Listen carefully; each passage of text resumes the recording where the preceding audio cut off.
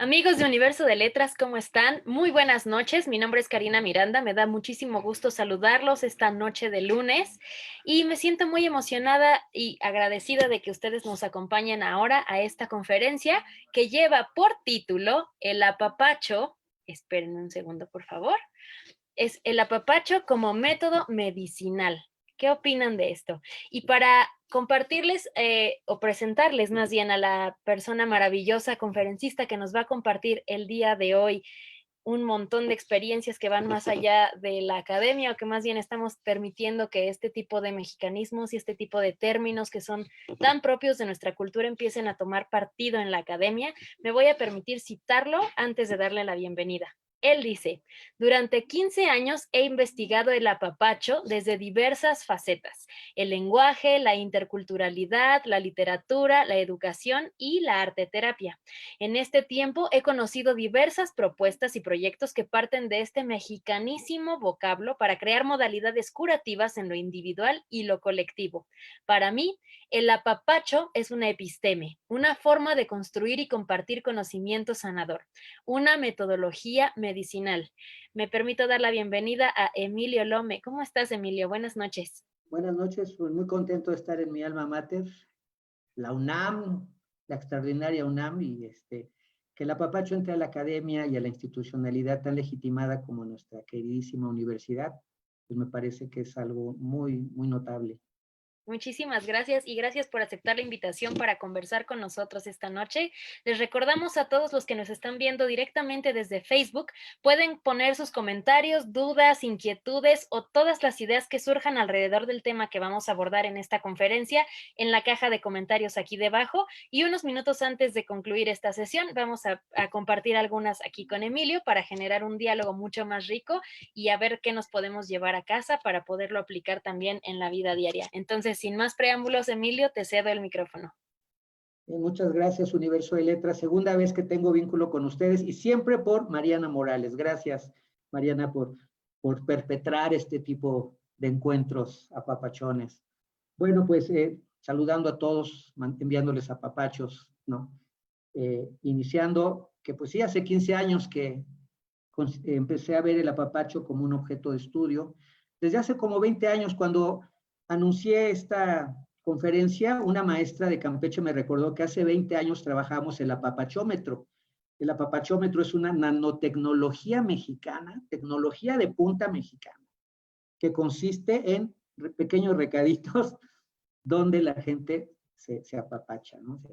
Hay un intercambio afectivo. Y hace 20 años lo trabajaba, pero era de manera muy inconsciente.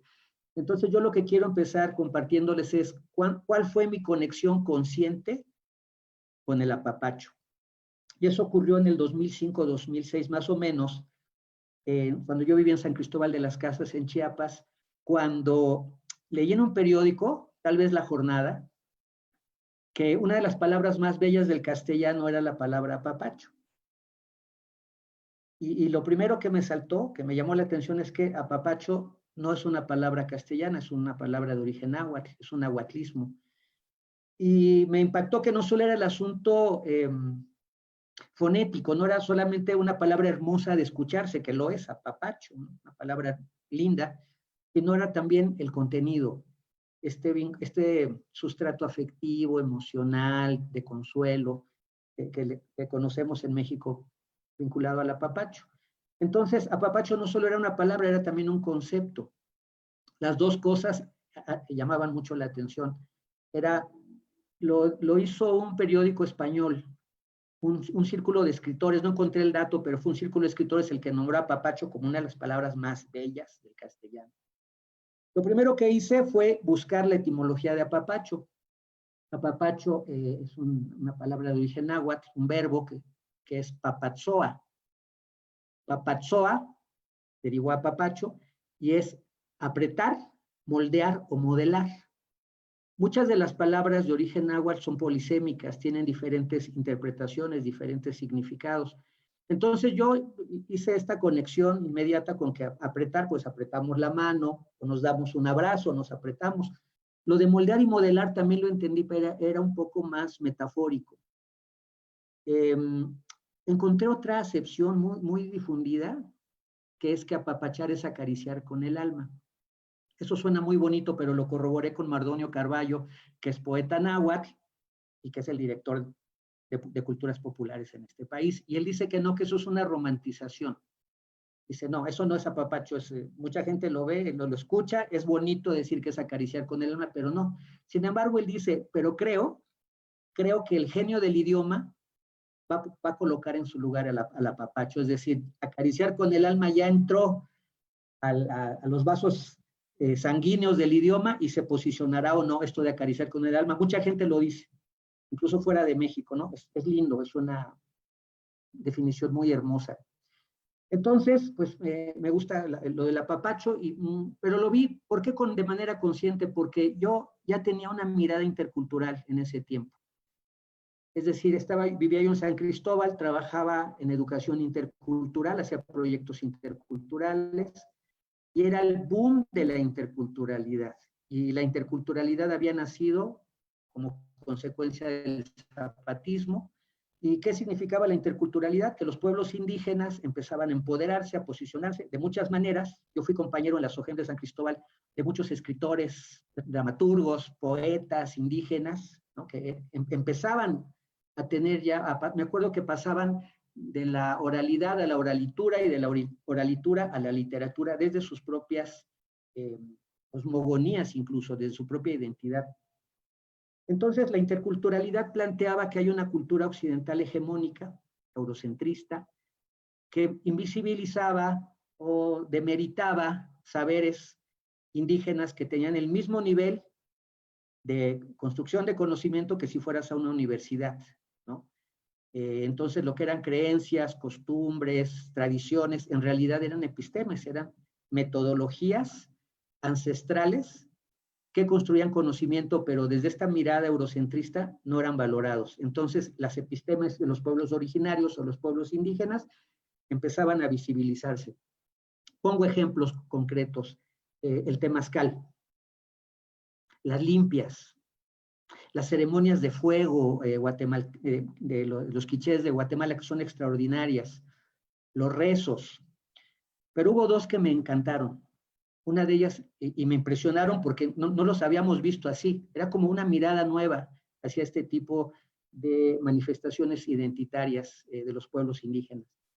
Los textiles. Si tú vas a Chiapas, un ejemplo concreto, no en muchos lugares de México también, pero en Chiapas ves en la zona Tzotzil a las mujeres con unas blusas bordadas preciosas, con flores y figuras.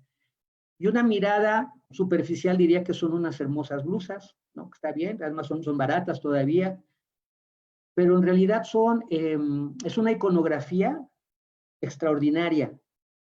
Son realmente códices, son libros que portan las mujeres. En sus figuras puede ver el número de hijos que tiene, el linaje de sus mujeres bordadoras, cosmogonías vinculadas a la luna, al sol, a los astros, qué tipo de siembra se hace en su comunidad. Todo un códice, todo un libro ambulante, pero no lo podíamos ver porque la mirada eurocentrista impedía que lo viéramos como un episteme. Y toda una tradición de mujeres haciendo bordados, haciendo códices, tejidos. Eso me impresionó y fue también un momento de un empoderamiento. Ahora ya los colectivos de mujeres tejedoras son muy visibles y han dimensionado sus textiles a niveles internacionales sumamente notables. ¿Qué me impresionó también? Esto me deslumbró, la matemática maya.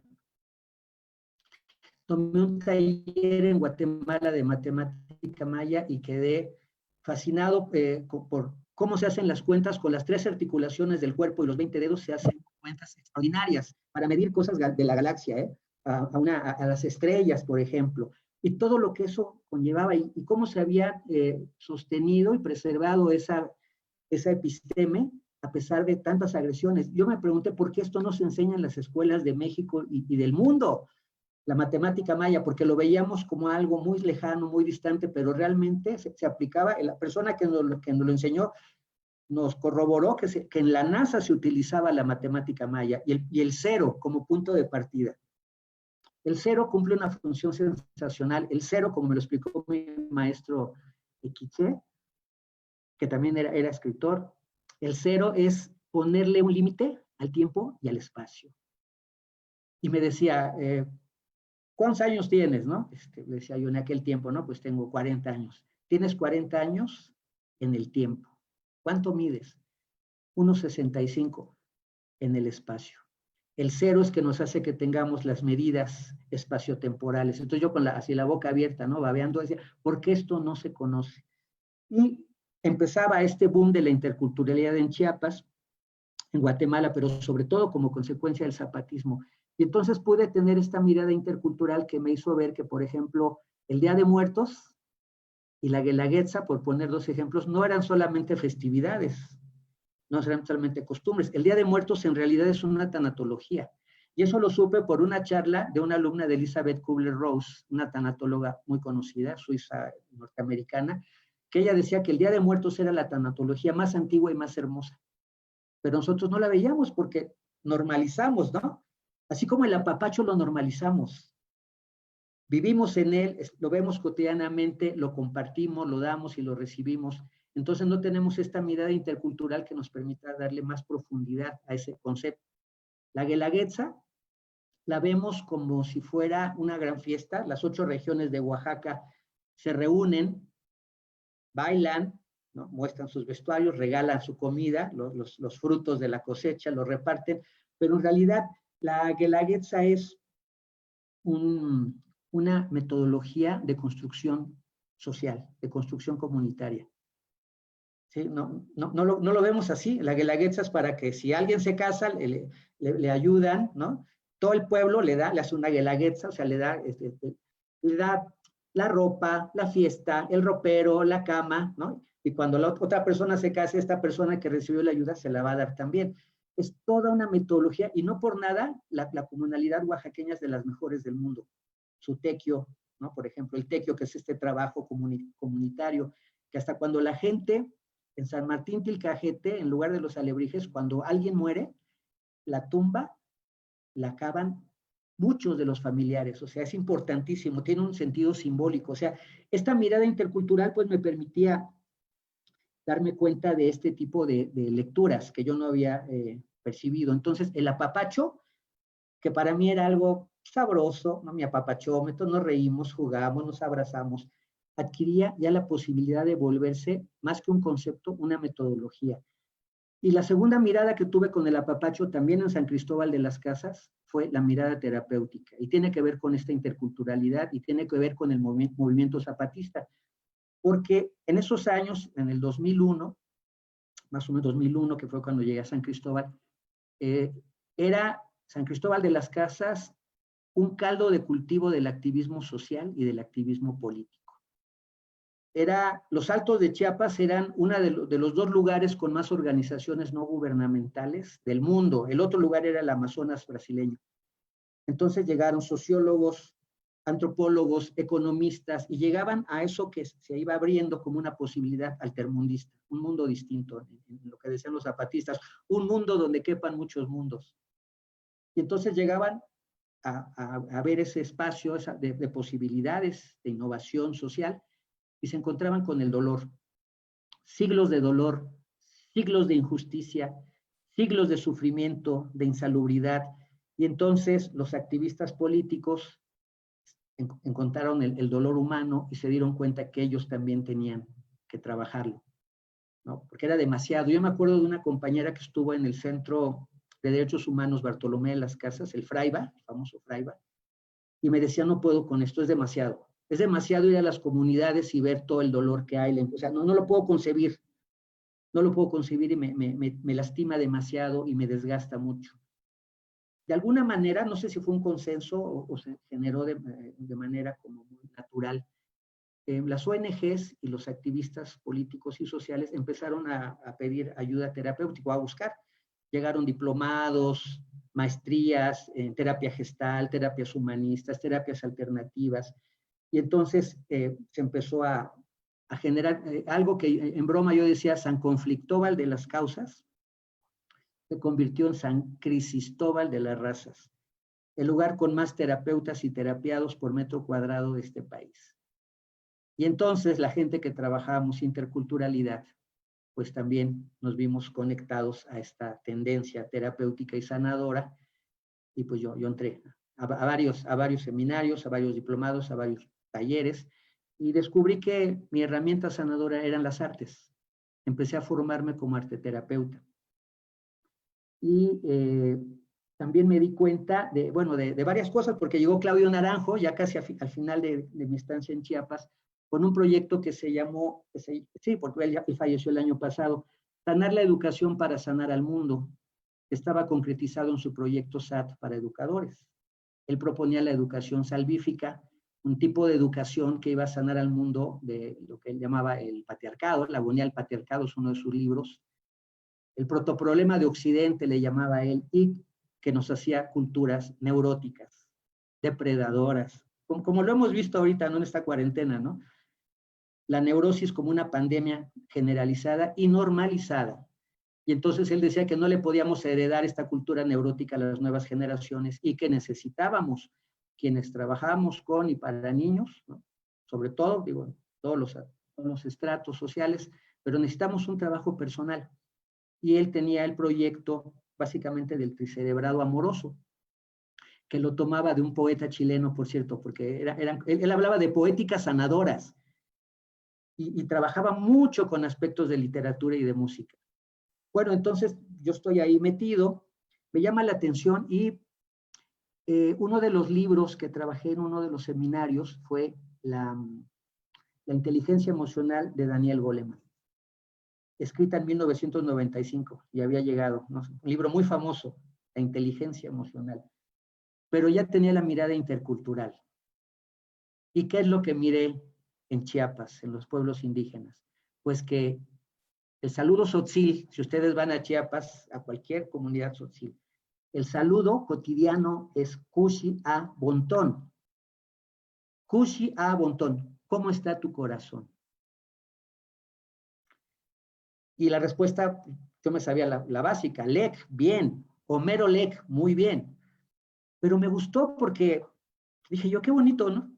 Pero la mirada intercultural fue más amplia, porque en ese tiempo, Taller Leñateros, un taller de mujeres, ¿lo conocen? De los libros más bellos del mundo. En ese tiempo, Taller Leñateros, dirigido por la poeta Ámbar Past, amiga mía, acababa de sacar un libro hermosísimo que se llama Diccionario del Corazón. Y entonces supe que eso que yo veía como algo hermoso, Kushi a Bontón, no solamente era cómo está tu corazón, ni tampoco era Lek, bien, sino que había respuestas como estoy en un corazón, es decir, estoy íntegro y feliz. Estoy en dos corazones, estoy indeciso. Llueve sobre mi corazón, estoy muy triste. Mi corazón se deshoja, estoy melancólico. Hay un libro en tu corazón, lo que dijiste es sabio e importante. Mi corazón está en mi mano, tengo la sinceridad y soy verdadero frente a ti. Toda una cultura del corazón en una comunidad. Es decir, la inteligencia emocional de Daniel Goleman en 1995 tenía siglos o tal vez milenios. Voy a leer algo de este libro, porque este libro fue rescatado, fue tomado de un diccionario del corazón del siglo XVI. Entonces, un monje dominico, del que no se sabe su nombre, hizo un libro, un manuscrito sobre estas maneras de que tenían los tzotziles de relacionarse. Hizo un libro que se perdió. En la biblioteca de Princeton lo recuperó Robert McLaughlin, investigador. ¿Y qué decía el fraile dominico de lo que era el corazón para los mayas tzotziles? Dice, el corazón es el asiento no solo del alma y la emoción, sino también del pensamiento y el sentido del juicio. Todo lo que llamamos humano está en el corazón. Ver que la inteligencia emocional tenía siglos y tal vez milenios en un pueblo originario me impactó.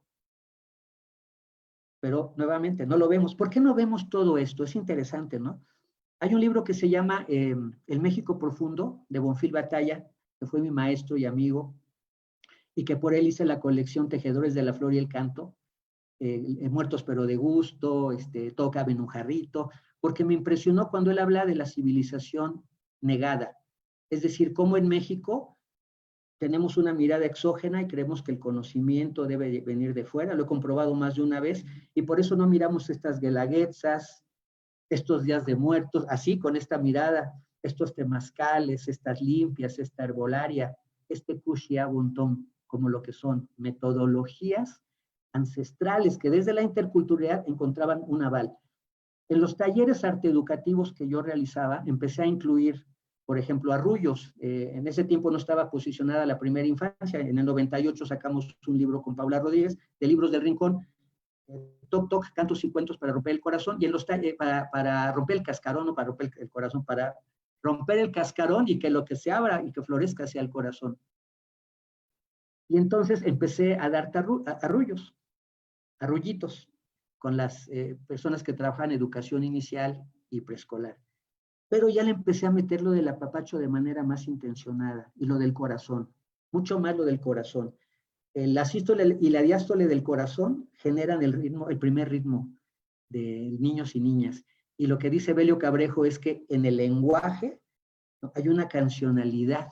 Yo le llamo la cancionalidad del idioma, que tiene que ver con esa sístole y la diástole, que es como nuestro tambor primigenio, primordial. Entonces empecé a poner los arrullos con esta idea de iniciar en la poesía, en el lenguaje, desde la primera infancia, desde los bebés.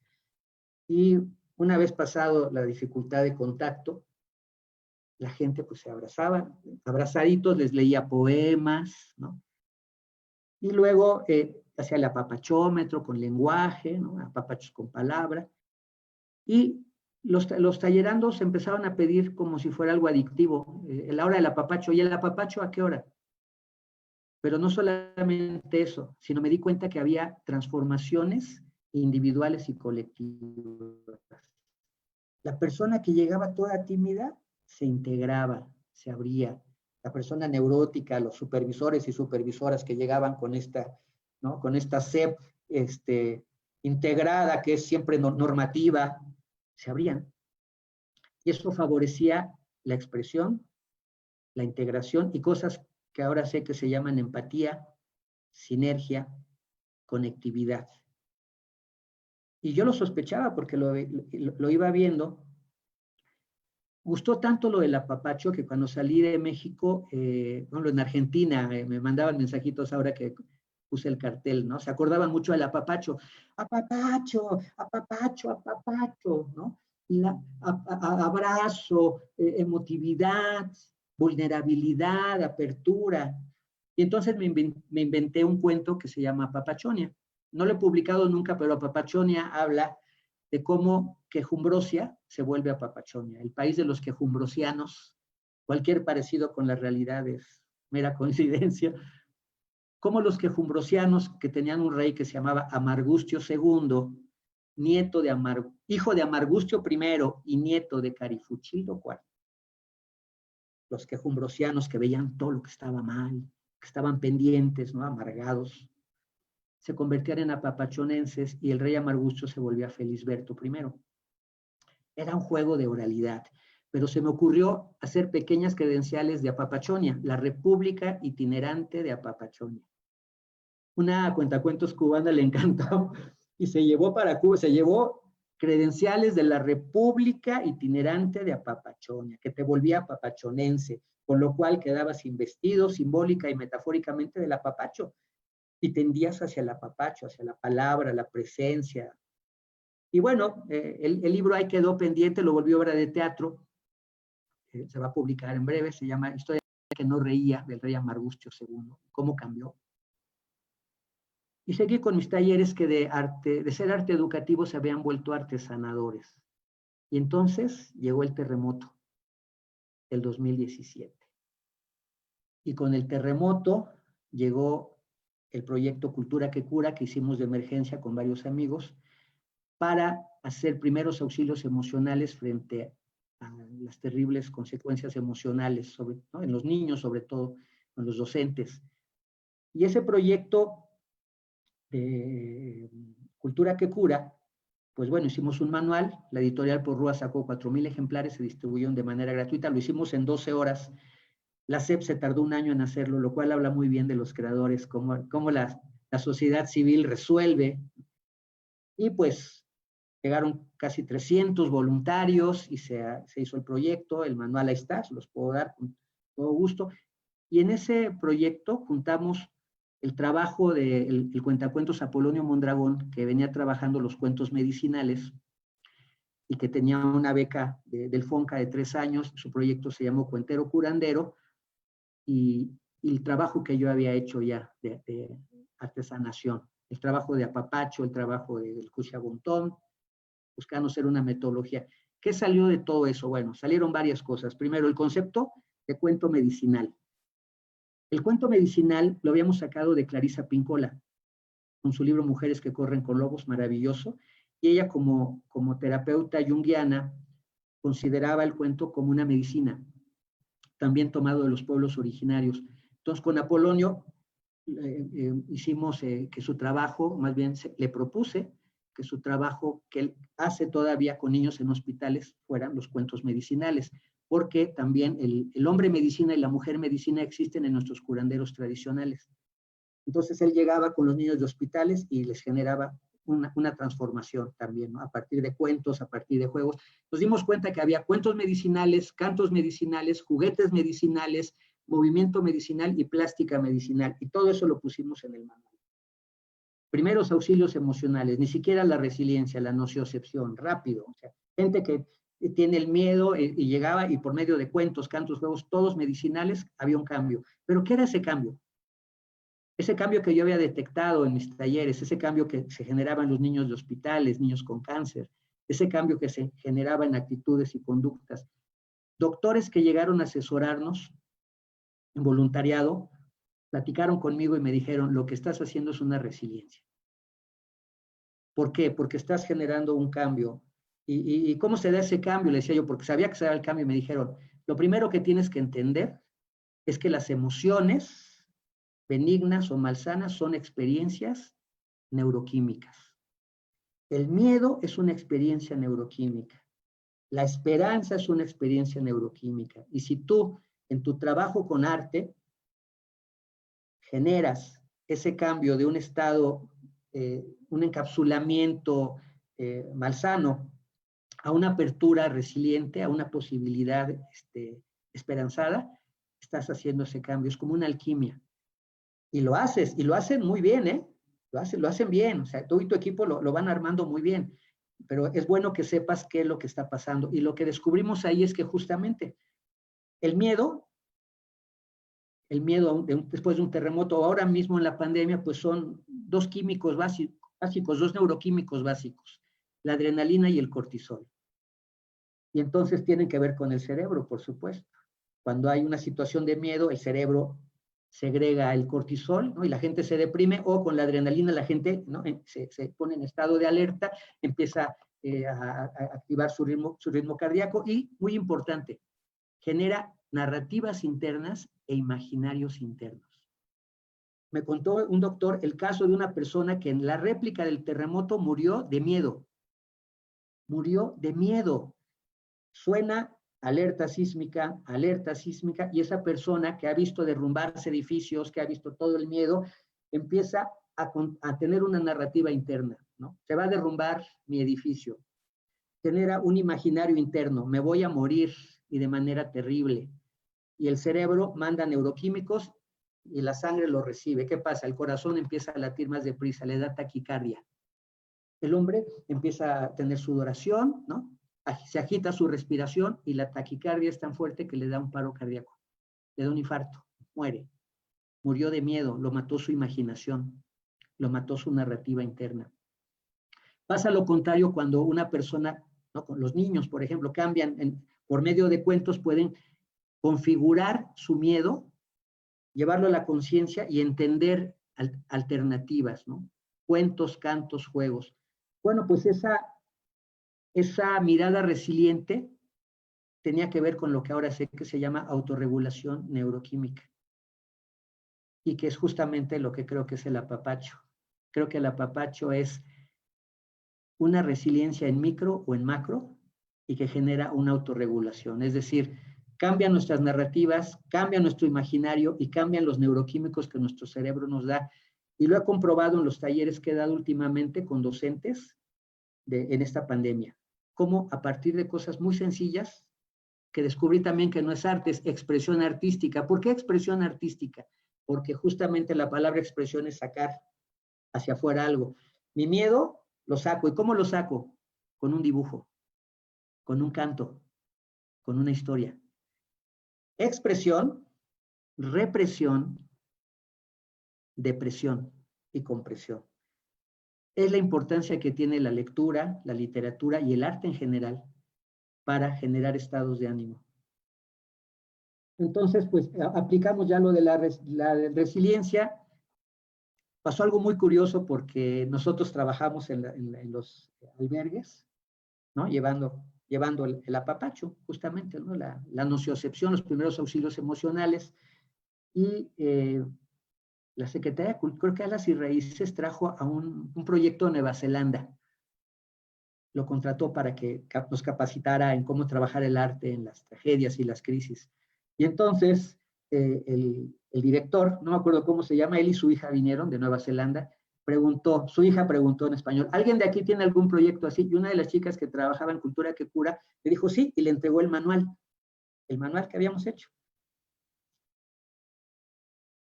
Semanas después recibimos un mensaje de este proyecto de Nueva Zelanda donde nos dicen, nos encantó su proyecto, su manual. Queremos pedirles que nos dejen incluir lo del cuento medicinal y el canto medicinal. Y entonces les contestamos, eso viene de nuestra tradición mexicana. El hombre medicina, zapoteco, náhuatl, huirrari, kayaki, la mujer medicina, mixteca, náhuatl, huasteca, existe desde hace cientos y miles de años. Por supuesto que les dejamos que digan, pero nos gustaría mucho que dijeran que en México hay hombres y mujeres medicina y que ahorita nuevas generaciones estamos tomando nuestra identidad, porque desde la resiliencia y desde el trabajo de sanación con el arte nos sirve, nos funciona. Bueno, pues ya había entendido yo esto de la resiliencia, la mirada a resiliencia, poner la mirada en los recursos y cómo eran experiencias, ¿no? El miedo es una experiencia neuroquímica, la esperanza, la posibilidad es otra experiencia neuroquímica y también algo muy importante con el miedo en México, que nos va a servir para esta cuarentena. Me di cuenta, lo tengo en mi investigación ahí apuntadito, que nos enseñan a negar el miedo o a combatir el miedo. ¿No? No pasa nada, no, tranquilo, no, aguántate, ¿no? Un soldado en cada hijo te dio, aguántese. Pero no nos enseñan a transformar el miedo. Y fueron los bebés los que me enseñaron que estamos diseñados para transformar el miedo. Y los niños. ¿Cuál es el oficio de los niños? Jugar, explorar. Y eso lo hacen porque cuando juegan generan endorfinas y las endorfinas son neuroquímicos de la vida. Y cuando contemplan, segregan oxitocina y serotonina. El asombro, la admiración, la fantasía es también una experiencia neuroquímica. O cuando tienen compasión por algo, por un animalito lastimado, segregan dopamina de la empatía. Entonces, platicando con estos doctores desde las neurociencias, entendí que los seres humanos estamos diseñados para la alegría sensorial, la empatía emocional, la armonía y la fantasía cognitivas. Estamos diseñados para eso. ¿Qué nos lo impide? Una cultura neurótica. Cuando somos niños nos autorregulamos y me lo enseñaron los bebés. Se llama homeostasia en términos biológicos. La sanación en realidad es una regulación o una autorregulación. Una enfermedad física, emocional o mental es la pérdida de un equilibrio. Y entonces se busca restablecer ese equilibrio. Tomamos una aspirina, por ejemplo, vamos con el doctor, pero sobre todo en el sentido emocional y sensorial tenemos muchos elementos para autorregularnos. Los niños lo hacen todo el tiempo. Esta homeostasia es natural, se llama autorregulación. Se trabaja mucho en la primera infancia. Es en la educación inicial de México se trabaja la autorregulación, pero creo que no se explica bien, me parece, porque siento que es en el arte en donde podemos más encontrar, en la lectura, por ejemplo, donde más podemos encontrar estos espacios de autorregulación neuroemocional, esta búsqueda del equilibrio. Y viene mi trabajo con bebés. ¿Qué descubro con los bebés? Bueno, pues que trabajando la metodología de Mercedes García, que fue la que fundó la primer bebeteca de México, la de Querétaro, pues se trabaja con los niños, niños y papás, se cuenta, se canta, y hay un momento en que los niños acuden a las canastas de libros. Y ahí aparece el apapacho a todo lo que da. Es tan fuerte el apapacho que yo le llamé la apapachósfera. ¿Y qué es la apapachósfera? Los niños, los bebés, se vuelven el referente de ese ecosistema y los adultos tienen que quitarse la máscara y la armadura biopsíquica, o sea, la neurosis, el deber ser, el parecer, y entonces quedan en ese estadio de ser que tienen los bebés. ¿Y qué ocurre cuando pasa eso? Pues que se derrama la miel biopsíquica, por supuesto, es la apapachósfera. Yo he visto adultos llorar nada más de estar ahí, nada más de estar en ese ecosistema. Y entonces me di cuenta que la vulnerabilidad a la que relacionamos siempre de manera deficitaria, también era una vulnerabilidad con posibilidades constructivas. Le puse la poderosa vulnerabilidad. ¿Por qué? Nada más vulnerable que un bebé y nada más poderoso que un bebé. Y también descubrí que era esa poderosa vulnerabilidad la que nos permitía cosas tan básicas para el apapacho y para desarrollar esa humanidad que tenemos implícita, como por ejemplo la empatía. Sin vulnerabilidad no hay empatía. Sin vulnerabilidad no hay ternura. Sin vulnerabilidad no hay compasión. No como lástima, sino como pasión compartida. Sin vulnerabilidad no hay amor. No podemos llegar acorazados a generar empatía, ¿no? El apapacho es una poderosa vulnerabilidad. Y en ese momento hay una conexión. Lo que yo había visto años antes en mis talleres lo encontré gracias a los bebés. Y la gente se mira a los ojos y la gente no tiene miedo de que la agredan o de que la ataquen, porque el ecosistema de la papachósfera generó eso. Alegría, empatía, armonía. ¿Y de qué me di cuenta también con los bebés? De que las crianzas en México las llevan, las coordinan, las direccionan mujeres en su mayoría. Lo había visto en los congresos de educación inicial y de preescolar, 95% mujeres y pocos hombres. Y yo empezaba a ver cada vez más varones y les puse varones apapachones.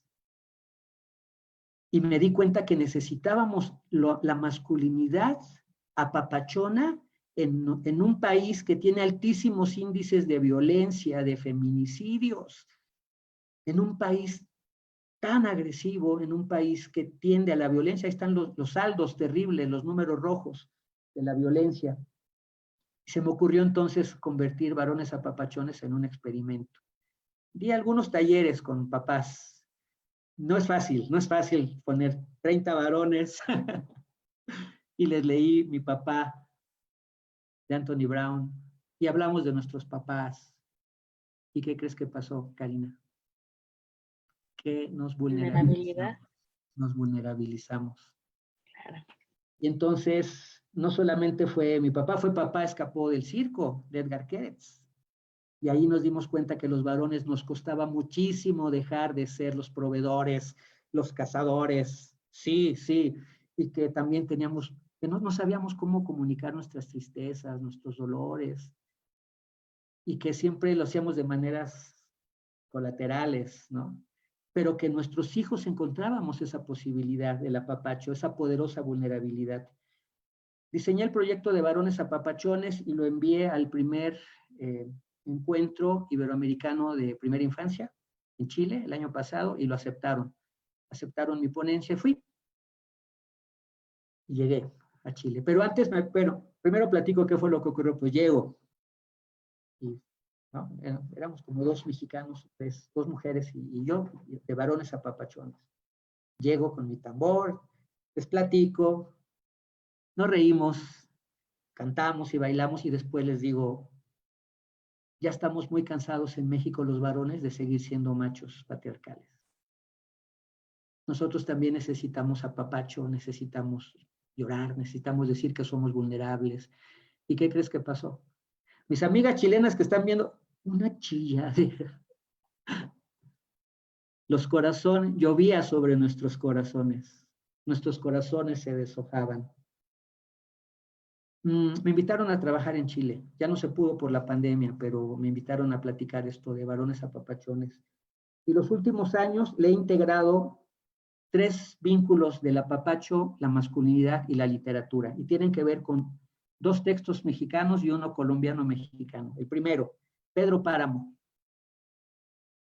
Vine a Comala a buscar a mi padre, un tal Pedro Páramo, y para buscarlo tengo que ir al inframundo, y ya todos están muertos.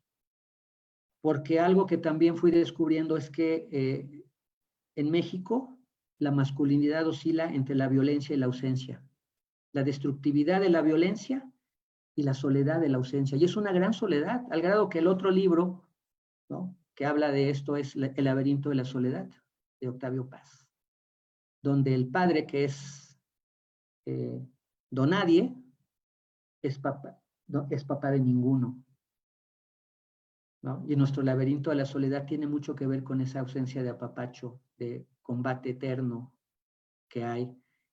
Y hay una anécdota donde un patrón español escucha ruidos en la noche afuera de su hacienda y dice, ¿quién es? Y el sirviente indígena dice, nadie, patrón, nadie. Entre la violencia y la ausencia. Los 100 años de soledad de García Márquez, novela escrita en México, son justamente eso. 100 años de soledad. Casi todos sabemos cómo empieza.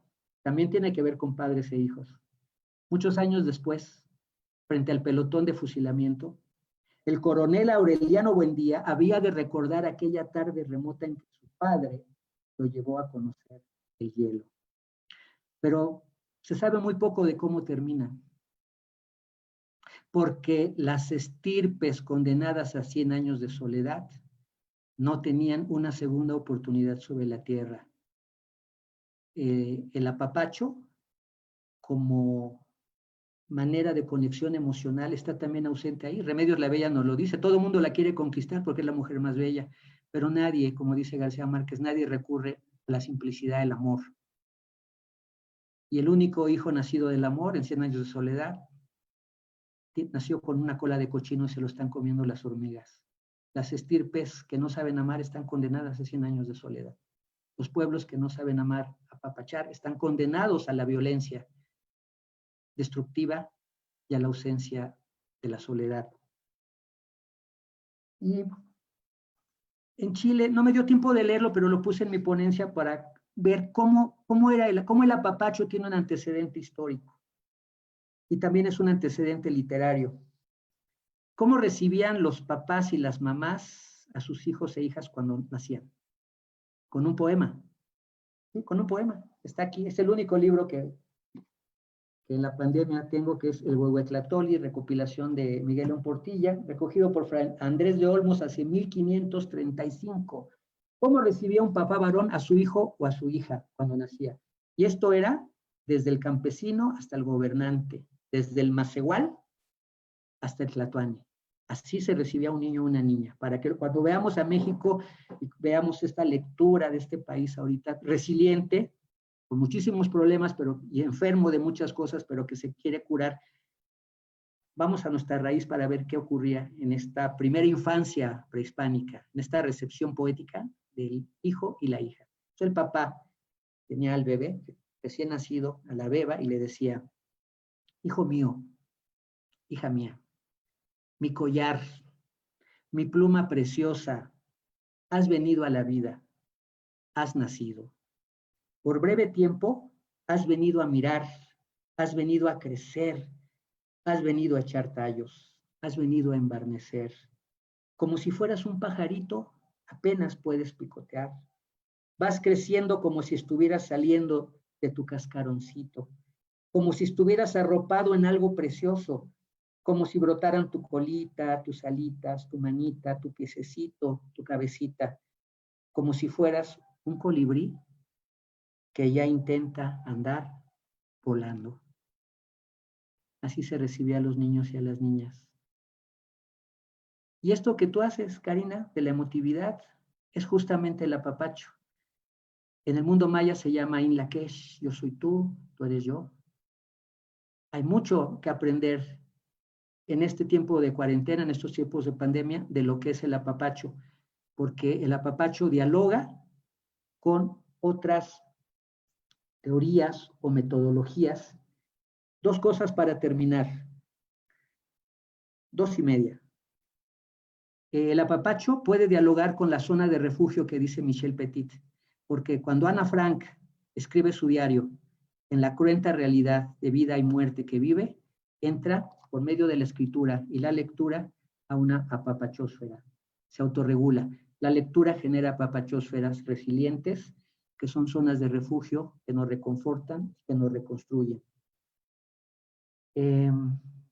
Hay tendencias en México del apapacho. Los doctores del apapacho en Puebla, la obra de teatro Apapacharte de Zacatecas, de Biznaga Teatro, el proyecto Apapacho del grupo Merequetengue de teatro basado en del grupo de teatro y títeres de Jalapa, Veracruz, basado en arrullos y canciones para bebés. Arte que apapacha de mi queridísima maestra Araceli Guerrero, que es trabajar el apapacho en situaciones terribles de secuestros, de desaparecidos, desaparecidas, de feminicidios. Y para terminar, pues estoy haciendo un apapachonario. Espero que salga este año. A de abrazo, B de beso, C de caricia. Pero les voy a, para terminar de manera apapachona, dulce, les voy a decir qué tipos de abrazos hay en el apapachonario. ¿No? Es para chiquititos, para los que los papás también nos eduquemos en el abrazo de contención. El abrazo de oso, apretado y sabroso. El abrazo de ardilla, que hace muchas cosquillas. El abrazo de león, salvaje y apapachón. El abrazo de bruja, que sonriendo te estruja. El abrazo de pez. ¿Y tú sabes cuál es? Es ese que repites una y otra vez. Gracias. Qué hermoso y qué conmovedor, Emilio, de verdad, gracias por compartirnos tanto esta noche. Hay un montón de comentarios, voy a tratar de leer algunos de ellos. Mandan saludos desde Sinaloa, Hidalgo, el Estado de México, de aquí de la Ciudad de México, de San Luis Potosí, de Tlaxcala, pero también de Bolivia y de Argentina. Todos ellos nos están escuchando. Muchísimas gracias por estar aquí con nosotros, escuchando y generando esta apapachósfera virtual. También generando espacios de resiliencia a través de sus pantallas, de verdad, gracias. Te voy a leer algunos comentarios, Emilio. Lucero Aburto Pedraza dice, en los tejidos se guarda la memoria de los pueblos. Galletuquis de Kravitz Ruiz dice, ojalá todos acariciáramos con el alma, no solo a nuestros pequeños, sino a todo el mundo. Amor, afecto, cariño, buena vibra es lo que le falta al mundo. Esmeralda Nava dice, el apapacho da vida. Qué bello tema. Yo opino lo mismo. Nancy Pérez, muchas gracias. Tanta falta nos hacen los apapachos en estos tiempos. Abrazos apretaditos para sus corazones. Abrazos apretaditos de vuelta. Y hay una pregunta de Sakurako, y Garashi. Abrazo, Emilio. ¿Qué falta nos hace el apapacho como metodología de sanación social? ¿Cuál sería tu propuesta en educación? Sí, pues mi propuesta la he hecho. La SEP puso las habilidades socioemocionales el sexenio pasado y este año se quitaron, o están en la nueva escuela mexicana, están como digamos, detenidas, como que las están reflexionando. Y yo vi ahora que inició el curso escolar que la SEP mandó como 20 videos y textos. Y yo les decía en mis talleres, porque tengo todo este proyecto de apapacharte, ¿no? Que es el trabajo con habilidades socioemocionales en la educación. No se puede las emociones no se leen ni se miran en un video, se experimentan. Y lo demostré en los talleres que di. Porque así como ahorita llegaron las emociones, llegaron los químicos de la ¿no? La de la papachósfera, también ocurrieron con gente que tenía muchísimo miedo y neurosis por la pandemia, por el encierro. Entonces tengo proyectos concretos de lo que es las emociones, pero no solo son las habilidades socioemocionales, es el apapacho. El apapacho es una metodología mexicana, es decir, ya está en nuestro sustrato social y comunitario. Entonces es mucho más fácil que se aplique el apapacho desde esta mirada intercultural a que se apliquen otro tipo de medicinas para las habilidades socioemocionales. El apapacho lo dan las abuelas. Deberíamos de aprender de las abuelas, como lo he hecho en un foro de arte, sanación, y es la abuela queta que se presentó a hablar de qué era y cómo trabaja la comida. Uy, no. Eso es un aprendizaje peatonal y ciudadano. Debe haber un acompañamiento, ciertamente, pero debe de partir de ahí, de los saberes ancestrales, actualizarlos, puentearlos y convertirlos en una metodología y en una propuesta concreta. Qué maravilloso, de verdad, Emilio. Muchas gracias. Columba Cortés de León dice, Emilio, ¿puedes repetir la cita acerca del corazón? Me parece que era el saludo de... Sí, Cushia Bontón, es un libro que se llama Diccionario del Corazón, está en Libros del Rincón, es de Taller Leñateros, está el libro accesible, porque el libro en físico es una maravilla, es un libro hecho a mano, con papel fabricado también con diferentes, incluso con pétalos de rosas. Entonces, se llama el Diccionario del Corazón y ahí está toda la semántica tzotzil vinculada al corazón. Ya saben, chicos o chicas, y quien nos esté escuchando a través de sus pantallas, pueden hacer este tipo de búsquedas y justo generar este tipo de espacios también en casa. Ahora que tenemos también la oportunidad de estar más tiempo en casa con nuestros seres queridos, algunos, o con nosotros mismos, y también recordar ese apapacho y generar esa resiliencia con uno mismo y siempre ejercitar esa poderosa vulnerabilidad, creo que es una de las cosas más grandiosas y más valiosas que nos llevamos esta noche, de verdad, Emilio. Voy a continuar con unas cuantas preguntas más, a ver si nos da tiempo de leerlas todas. Claudia Cas dice, una persona que no conoce la vulnerabilidad, ¿cómo desarrolla la empatía? ¿Debemos permitirle sentirse vulnerables? Sí, lo que pasa es que la vulnerabilidad, desde una mirada patriarcal, dijera Claudio Naranjo, la vulnerabilidad es vista como algo malo, algo malsano, ¿sí? Entonces, no, por eso justamente nos ponemos máscaras y armaduras, porque somos vulnerables a algo, ¿no? La ley de Herodes, o te friegas o te jodes, ¿no? Ese es el paradigma que prevalece. No, hay una vulnerabilidad que yo le llamo la poderosa vulnerabilidad que aprendí en los bebés y que creo que se da también en las parejas, es decir, la intimidad es un logro de la vulnerabilidad. Con alguien tienes que ser tú, con alguien tienes que mostrarte en tu desnudez biopsíquica y ontológica. Entonces, eso pues, de bebé lo tenemos y luego lo vamos perdiendo porque la educación en México y en Occidente tiende a ser neurótica. Es una educación que no pone a las emociones en el lugar prioritario que debería tener. Después de esta pandemia, las emociones deben de ocupar el lugar que necesitan tener en lo que yo llamo ecosistemas de autorregulación neuroemocional. Las escuelas deben ser espacios de acompañamiento y cuidado emocional. Y todas las organizaciones y colectivos, comunidades, familias, grupos, empresas, escuelas. Genial, de verdad. La UNAM. Me hiciste recordar este poema también del corazón coraza, ¿no? Que vendría siendo como una consecuencia de todas estas armaduras o de todo este caparazón que vamos generando alrededor del corazón y que a nosotros mismos nos impide saber cómo estamos nosotros mismos, ¿no? De pronto ni siquiera hay ese ejercicio de reflexión o de introspección y de decir, ¿cómo está mi corazón el día de hoy? Creo que sería una pregunta que habría que hacernos. Lucía Bontón, ¿cómo está tu corazón? Llueve, se deshoja, estás en Flore. uno. Y es válido decir que estamos vulnerables. Es decir, hoy no tengo ganas de hablar, ni de salir, ni de bañarme, ni de, ¿no? Es válido porque siempre lo hacemos con una culpa y una vergüenza. La vulnerabilidad nos avergüenza en una Claro. cultura neurótica. Sí, también creo que, bueno, no sé si me salga un poco del tema, ahorita sigo con las preguntas, pero creo que también tiene que ver con abrazar las emociones, darle un apapacho a cada una de ellas, porque al ser nuestras hay que honrarlas como lo que son y permitir que existan, que fluyan, que nos recorran el cuerpo y que se vayan como agua, ¿no? La metodología del apapacho es mirar las emociones, aceptarlas, porque si no las miras y las aceptas, no las puedes transformar, las metes abajo de la alfombra y van a regresar con más fuerza. Claro. Qué bellísimo. Bueno, vamos a seguir. Dice Evita Calderón, desafortunadamente el ritmo de vida ha dejado de lado todo este alimento del alma para los pequeños. A veces me da tristeza que los niños ya no saben arrullos, rondas. ¿Cómo rescatarlo hoy en día con los nuevos estilos de vida de los padres? Sí, las neurociencias tienen una respuesta maravillosa porque habla de las neuronas espejo. Jorge Volpi es el que puso las neuronas espejo en la visibilidad, ¿eh? Así es. Sí, los niños son modelados por los adultos. Otra vez el papazoa, modelar y moldear. Sería el acompañamiento, la contención, el acompañamiento y el cuidado emocional del adulto.